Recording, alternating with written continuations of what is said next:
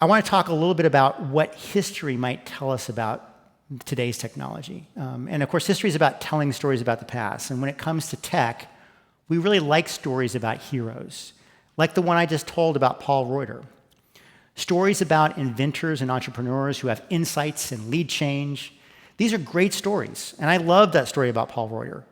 And I love the ones that Sammer tells about Explorance. And you should follow him on social media if you don't. He really does a good job of presenting himself in relation to the company.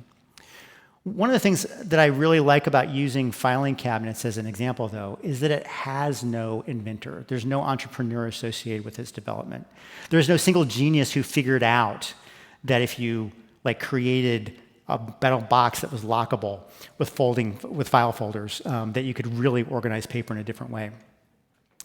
That was such a long-term development that no one really thought to document it. The story of the light bulb is quite different, though. Thomas Edison was very invested in his reputation as a genius.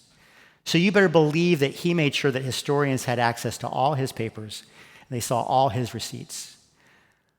But here's the thing. That story about Edison inventing the light bulb, that it just turned on one day in Edison's brain, and the next thing you know, we have electricity in our houses, that's not how it happened.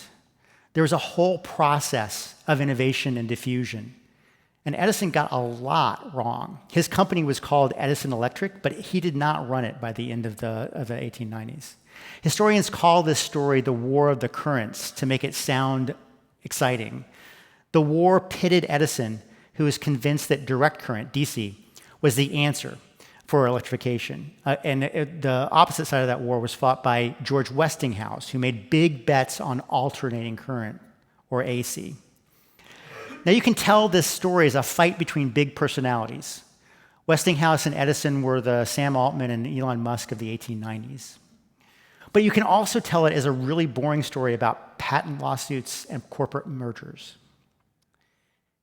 Here's my version. And the protagonists are not the inventors, not the entrepreneurs, and not the lawyers. The heroes are the innovators and diffusers, the people who worked for those early electric companies, the people who read about the light bulb, tinkered with it, came up with a better design. The local planners and residents who worked to bring electricity to their cities, their towns. The regulators and government officials who made it work on a national scale. The ones who figured out where to build the power plants and how to build customers.